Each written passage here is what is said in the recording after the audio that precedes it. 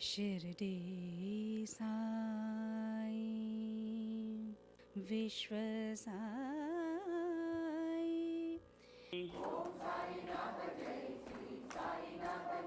Recital of Satcharitra on Thursdays between 6 and 6:30 in the evening. Shubham Bhavatu.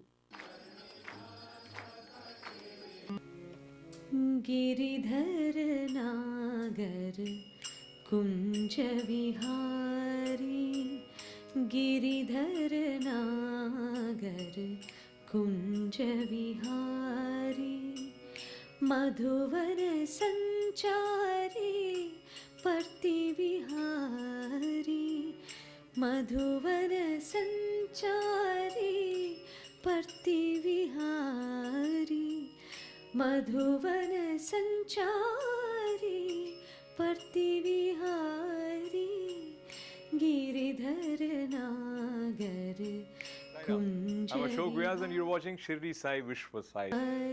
जय साई राम जी। ये बाबा की जो पिक्चर आप देख रहे हैं, ये हमारे घर गुरुजी आए थे, जेके गुरुजी, और उस टाइम ये हवन हुआ था और उस टाइम बाबा ये हवन में प्रकट हुए थे। और हम सबको बहुत इस चीज़ की हैरानी हुई कि बाबा हर जगह अपना नाम छोड़ के जाते हैं।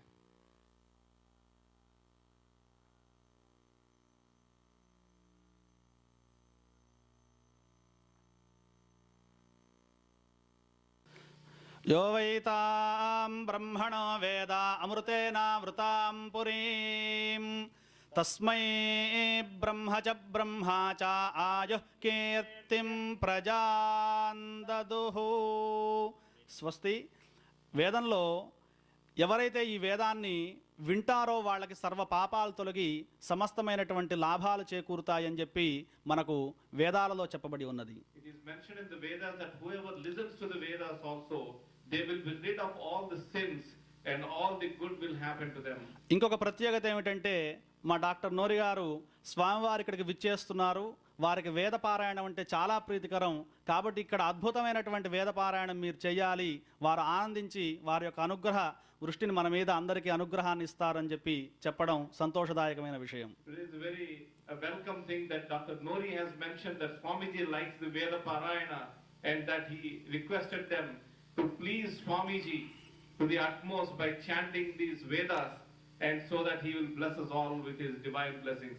వేదాలను మీరందరూ చదువుకున్నా వింటే ఒక తెలియనటువంటి ఒక ఆధ్యాత్మికమైనటువంటి అనుభూతి ప్రతి ఒక్కరి హృదయాల్లో కలుగుతుంది. Even though you may not understand the Veda, the very act of listening to it itself will fill your inner consciousness with some peace and satisfaction.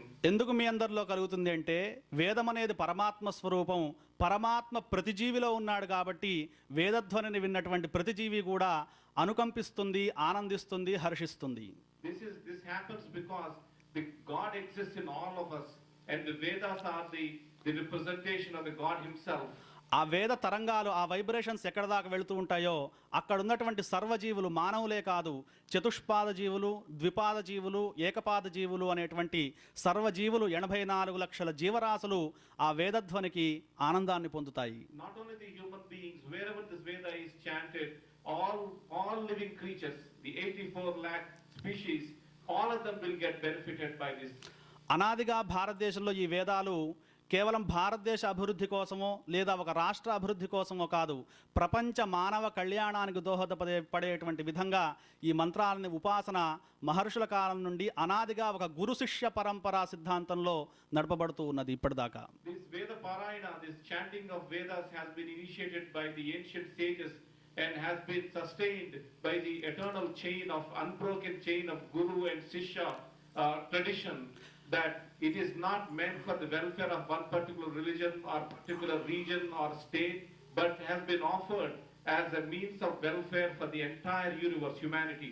వేదాలను ఎవరికి వారు గ్రంథాన్ని చూసి చదువుకోలేరు, దానికి ఒక సద్గురువు అవసరం. We cannot read Vedas by looking into a textbook. You need a guru. గురువుకు శుశ్రూష చేస్తూ, గురువుని సేవిస్తూ, నగురోరధికం తత్వం నగురోరధికం తపః, గురువుని మించింది సృష్టిలో ఏదీ లేదు కాబట్టి గురు శిష్య పరంపరలో ఒక అద్భుతమైనటువంటి గురువే దేవుడుగా భావిస్తూ అభ్యాసాన్ని 12 సంవత్సరాలు 20 సంవత్సరాల అభ్యాసాన్ని చేస్తే ఒక వేదాన్ని కొద్దిగా తెలుసుకోవడం అనేది జరుగుతుంది. by surrendering yourself to the Guru and serving him and with a reverence. If you serve him for 12 years or 24 years, it will take just to learn one Veda itself. వేదాలనేవి ఎవరి చేత వ్రాయబడలేదు. Vedas are not written by anyone. వేదానికి అపౌరుషేయము అని పేరు. అంటే ఏ పురుషుడు లిఖించలేదు. మహర్షులు వారి యొక్క ధ్యాన స్థితిలో ఆ పరమాత్మ నుండి విన్నటువంటి ఆ యొక్క తరంగాలనే వేదము అని చెప్పి పిలుస్తూ ఉన్నారు. Vedas are not authored by any one individual. It has been heard by the sages in a deep state of meditation and has been passed down to the humanity. Sahana భవతు సహనౌ భునక్తు సహ వీర్యం కరవావహై తేజస్వినావధీతమస్తు మా విద్విషావహై. ఓం శాంతి శాంతి శాంతి.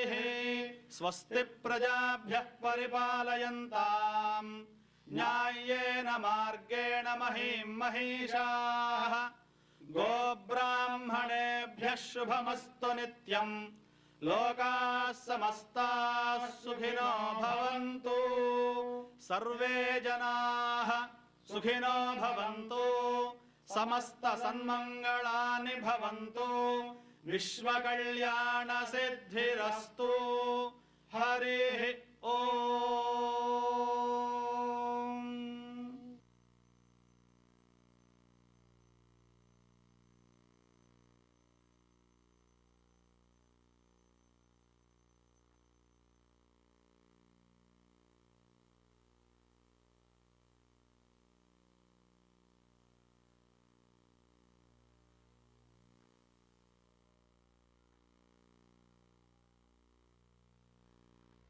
बाबा को मैं बचपन से ही मानता आ रहा हूँ, क्योंकि मेरी फैमिली भी सभी मानते हैं। और दिल्ली में टेंपल है, और आपका दिल्ली उत्तम नगर के आगे भी भादरगढ़ के आसपास भी एक टेंपल बन रहा है उनका।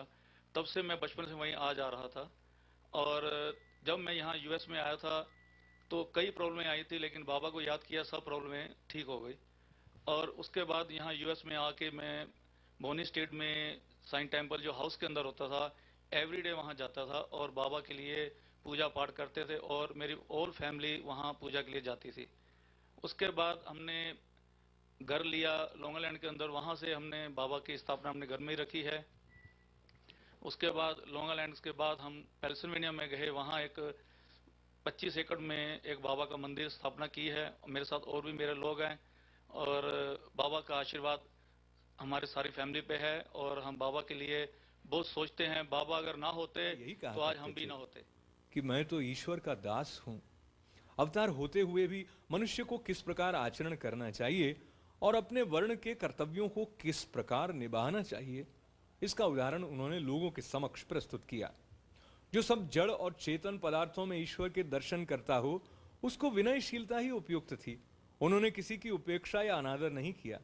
वे सब प्राणियों में भगवत दर्शन करते थे। उन्होंने ये कभी नहीं कहा कि मैं अनल हक सो हम हूं। वे सदा यही कहा करते थे कि मैं तो यादे हक दासो हम हूं। अल्लाह मालिक हमेशा उनके होठों पर था।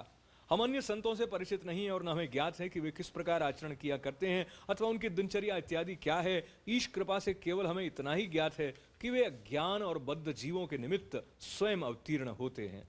शुभ कर्मों के परिणाम स्वरूप ही हम में संतों की कथाएं और लीलाएं श्रवण करने की इच्छा उत्पन्न होती है, अन्यथा नहीं। अब हम मुख्य कथा पर आते हैं, योग और प्याज। एक समय एक योगाभ्यासी नाना साहब चांदोकर के साथ शिरडी आया। उसने पातंजल योग सूत्र और योग शास्त्र के अन्य ग्रंथों का विशेष अध्ययन किया था, परंतु वो व्यावहारिक अनुभव से वंचित था। मन एकाग्र न हो सकने के कारण वो थोड़े समय के लिए भी समाधि न लगा सकता था। यदि साईं बाबा की कृपा प्राप्त हो जाए तो उनसे अधिक समय तक समाधि अवस्था प्राप्त करने की विधि ज्ञात हो जाएगी। इस विचार से वो शिरडी आया, और जब मस्जिद में पहुंचा तो साईं बाबा को प्याज सहित रोटी खाते देखकर उसे ऐसा विचार आया कि वो कच्ची प्याज सहित सूखी रोटी खाने वाला व्यक्ति मेरी कठिनाइयों को किस प्रकार हल कर सकेगा। साईं बाबा अंतर्ज्ञान से उसका विचार जानकर तुरंत नाना साहब बोले कि ओ नाना, जिसमें प्याज हजम करने की शक्ति है उसको ही उसे खाना चाहिए। अन्य को नहीं। इन शब्दों से अत्यंत विस्मित होकर योगी ने साईं चरणों में पूर्ण आत्मसमर्पण कर दिया। शुद्ध और निष्कपट भाव से अपनी कठिनाइयां बाबा के समक्ष प्रस्तुत करके उनसे उनका हल प्राप्त किया और इस प्रकार संतुष्ट और सुखी होकर बाबा के दर्शन और ऊदी लेकर वो शिरडी से चला गया। श्री रामा भूपालक सोमा कापाड समयमु निपाद मुनीर बलि बलि भक्तुल पूजा फलमुनिवनुकुण्टि नलिनलो चननीकु नलुगु बेटेरा कोटि मन्मधुलैना साटिगानि सोगसु नटियु नदी मदिनी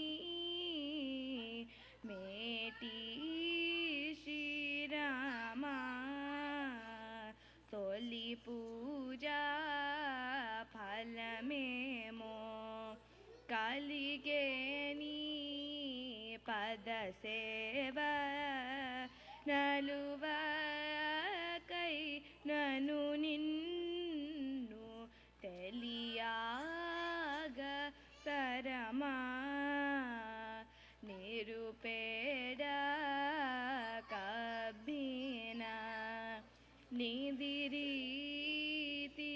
దొరికితివి పరత్యాగ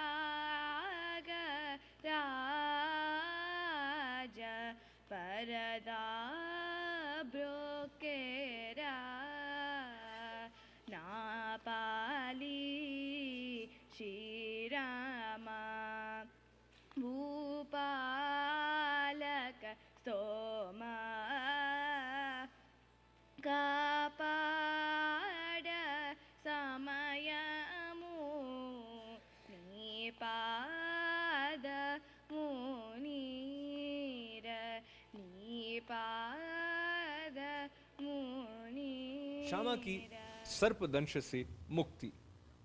कथा प्रारंभ करने से पहले हेमाड़ पंत लिखते हैं कि जीव की तुलना पालतू तोते से की जा सकती है क्योंकि दोनों ही बद्ध हैं, एक शरीर में और दूसरा पिंजड़े में। दोनों ही अपनी बद्धावस्था को श्रेयस्कर समझते हैं, परंतु यदि हरि कृपा से उन्हें कोई उत्तम गुरु मिल जाए और वो उनके ज्ञान चक्षु खोलकर उन्हें बंधन मुक्त कर दे तो उनकी चेतना का स्तर उच्च हो जाता है, जिसकी तुलना में पूर्व संकीर्ण स्थिति सर्वथा तुच्छ ही थी। गत अध्याय में किस प्रकार श्री मिरीकर पर आने वाले संकट की पूर्व सूचना देकर उन्हें उससे बचाया गया, इसका वर्णन किया जा चुका है। अब उसी प्रकार की एक और कथा का श्रवण करें। एक बार श्यामा को विषधर सर्प ने उसके हाथ की अंगुली में डस लिया। समस्त विष शरीर में विष का प्रसार हो जाने के कारण वे अत्यंत कष्ट का अनुभव करके क्रंदन करने लगे कि अब मेरा अंतकाल समीप आ गया है।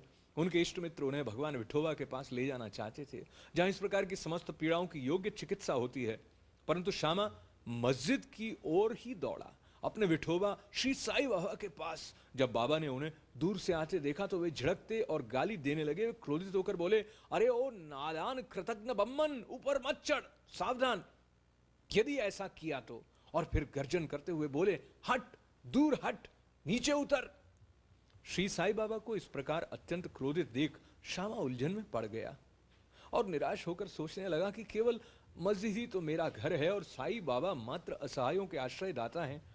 जब वे ही इस प्रकार मुझे अपने यहां से भगा रहे हैं तो मैं अब किसकी शरण में जाऊं। उसने अपने जीवन की आशा ही छोड़ दी और वहीं शांति पूर्वक बैठ गया। थोड़े समय के पश्चात जब बाबा पूर्ववत शांत हुए तो श्यामा ऊपर आकर उनके समीप बैठ गया। तब बाबा बोले, डरो नहीं, तिल मात्र भी चिंता मत करो, दयालु फकीर तुम्हारी अवश्य रक्षा करेगा। घर जाकर शांति से बैठो और बाहर ना निकलो। मुझ पर विश्वास कर निर्भय होकर चिंता त्याग दो। उन्हें घर भिजवाने के पश्चात ही पीछे से बाबा ने तात्या पाटिल और काका साहब दीक्षित के द्वारा यह कहला भेजा कि वो इच्छानुसार भोजन करें, घर में टहलते रहें, लेटे नहीं और न शयन करें। कहने की आवश्यकता नहीं कि आदेशों का पूरी तरह पालन किया गया और थोड़े समय में ही वे पूरी तरह स्वस्थ हो गए। इस विषय में केवल यही बात स्मरण योग्य है कि बाबा के शब्द हट, दूर हट, नीचे उतर श्यामा को लक्ष्य करके नहीं कहे गए थे जैसा कि प्रतीत होता है, परंतु उस सांप और उसके विष के लिए ही यह आज्ञा थी, अर्थात श्यामा के शरीर में विष न फैलाने की आज्ञा थी। अन्य मंत्र शास्त्रों के विशेषज्ञों की तरह बाबा ने किसी मंत्र या मंत्रोक्त चावल या जल आदि का प्रयोग नहीं किया। इस कथा और इसी प्रकार की अन्य कथाओं को सुनकर साईं बाबा के चरणों में ये दृढ़ विश्वास हो जाएगा कि यदि मायायुक्त संसार को पार करना हो तो केवल श्री साईं चरणों का हृदय में ध्यान करो। ओम श्री साईनाथाय नमः। ओम श्री साईनाथाय नमः। ओम श्री साईनाथाय नमः। ओम श्री साईनाथाय नमः। मैं जब यहाँ से शिरडी गया था और मेरे साथ मेरे और भी फ्रेंड थे, और वहाँ शिरडी में एक होटल है, संजीवनी करके है, वहाँ हम ठहरे हुए थे। और जब शाम के टाइम हम बाबा के दर्शन के लिए जा रहे थे, लाइन में सभी जा रहे थे, और जब वहाँ बैठे तो आरती खत्म हो गया था और प्रसाद हमारे हाथ में था। वहाँ के पंडित ने बोला कि ठीक है भैया, आपका काम हो गया, माथा टेकें। मैंने उनको बोला ये प्रसाद ले लीजिए, तो वो कह रहे नहीं, उन्होंने हमारा प्रसाद नहीं लिया। हमें बहुत गुस्सा आया और उसके बाद हम मंदिर से बाहर आ गए। जैसे हम बाहर निकले, एक झाड़ियों में एक वाइट कलर का हमें शेड नजर आया, और उसको देखने के बाद आंखें हमारी वहीं रुक गई, क्योंकि वहाँ बाबा बैठे हुए थे।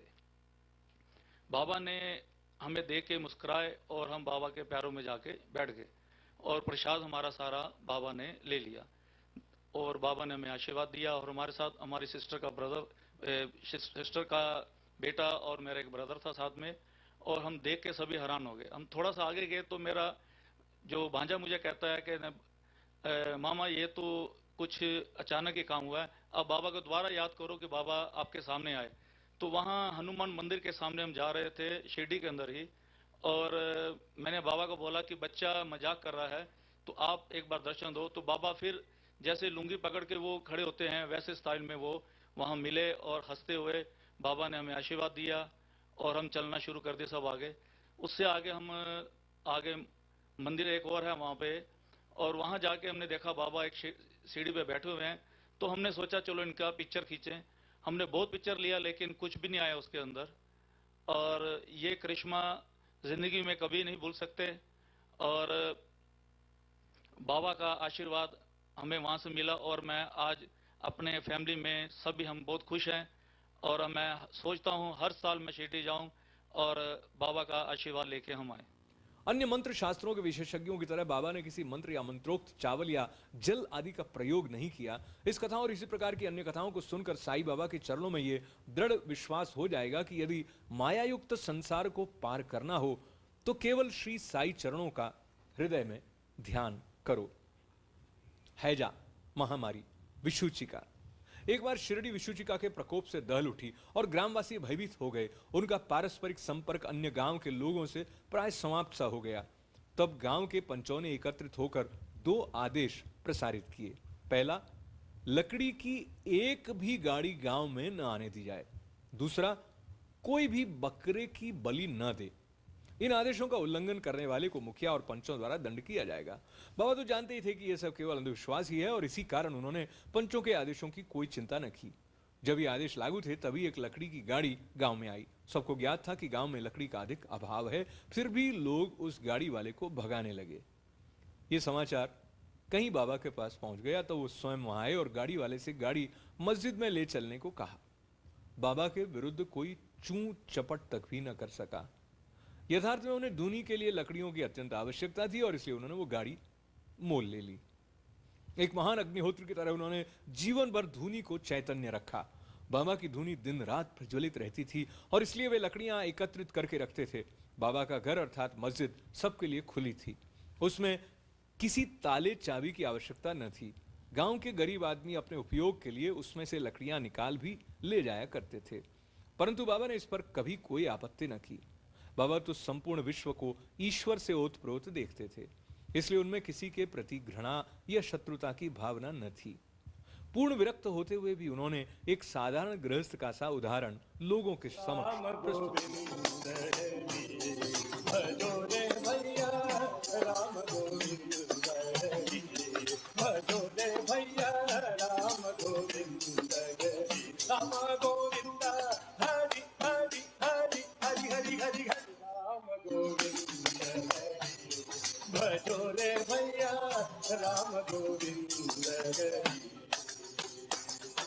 राम कृष्ण गोविंद जनार्दन अच्युत परमानंद बोल।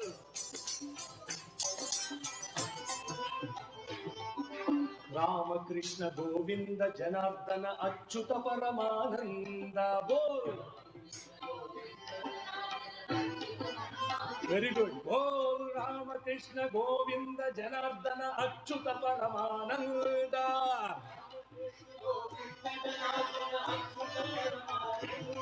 बोल राम कृष्ण गोविंद जनार्दन अच्युत परमानंद।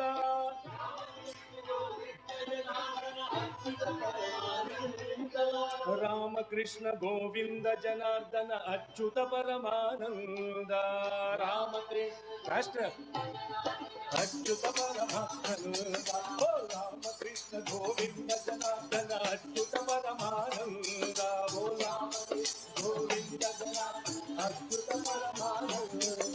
राम कृष्ण गोविंद जनार्दन अच्युत परमानंद। बोल राम कृष्ण जनार्दन अच्युत परमानंद।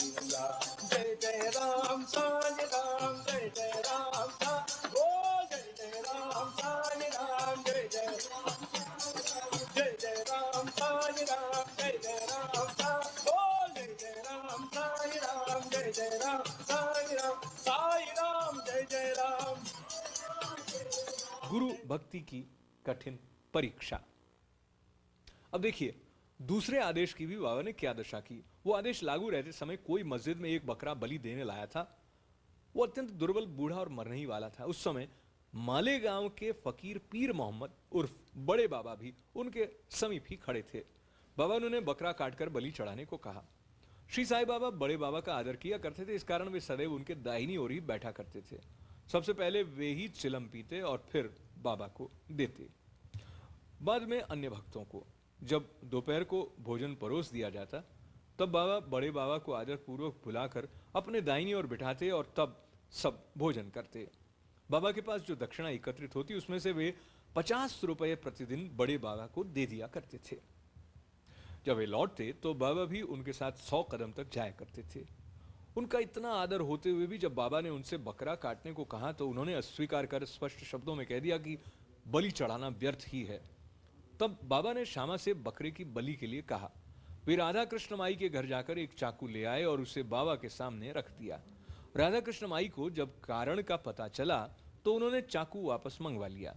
अब श्यामा दूसरे चाकू लाने के लिए गए, परंतु बड़ी देर तक मस्जिद में न लौटे। तब काका साहब दीक्षित की बारी आई। वो सोना सच्चा तो था, परंतु उसकी कसौटी पर कसना भी अत्यंत आवश्यक था। बाबा ने उनसे चाकू लाकर बकरा काटने को कहा। वे साठेवाड़े से एक चाकू ले आए और बाबा की आज्ञा मिलते ही काटने को तैयार हो गए। उन्होंने पवित्र ब्राह्मण वंश में जन्म लिया था और अपने जीवन में वो बलि कृत्य जानते ही न थे। यद्यपि हिंसा करना निंदनीय है, फिर भी वे बकरा काटने के लिए उद्यत हो गए।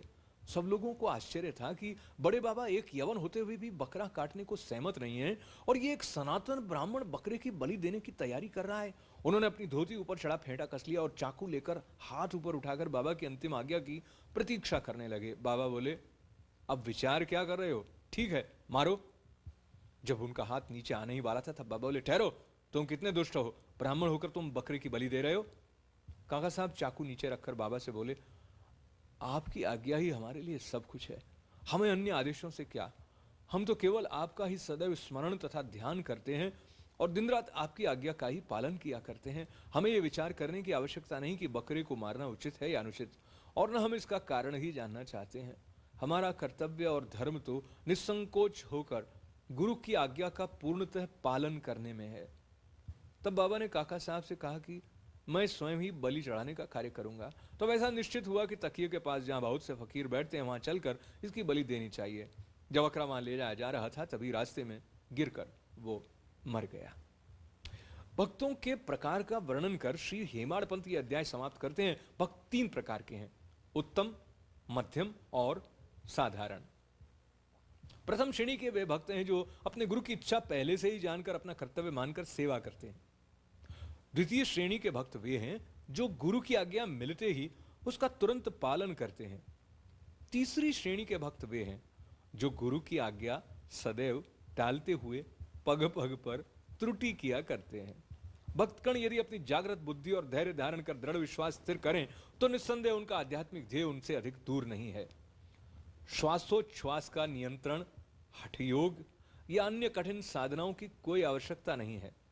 जब शिष्य में उपयुक्त गुणों का विकास हो जाता है और जब अग्रिम उपदेशों के लिए भूमिका तैयार हो जाती है, तभी गुरु स्वयं प्रकट होकर उसे पूर्णता की ओर ले जाते हैं। अगले अध्याय में बाबा के मनोरंजक हास्य विनोद के संबंध में चर्चा करेंगे। श्री सद्गुरु साई नाथार्पणमस्तु। शुभम भवतु। शिरडी बाबा ने अपने जीवन में कई बार प्राकृतिक तत्वों के साथ उनका कैसा तादात्म्य है इसका परिचय भी हमें दिया। बात चाहे किसी स्थान पर लगी हुई अग्नि की लपलपाती लपटों की रही हो या फिर तेज बरसात की रही हो, आसपास जो भक्त समूह थे उन्हें ये प्रमाण मिला कि बाबा का इन 5 तत्वों के साथ एक विशेष संबंध है। वो इन तत्वों के होते हुए भी इनसे परे थे, ऐसे प्रमाण भक्तों को मिले।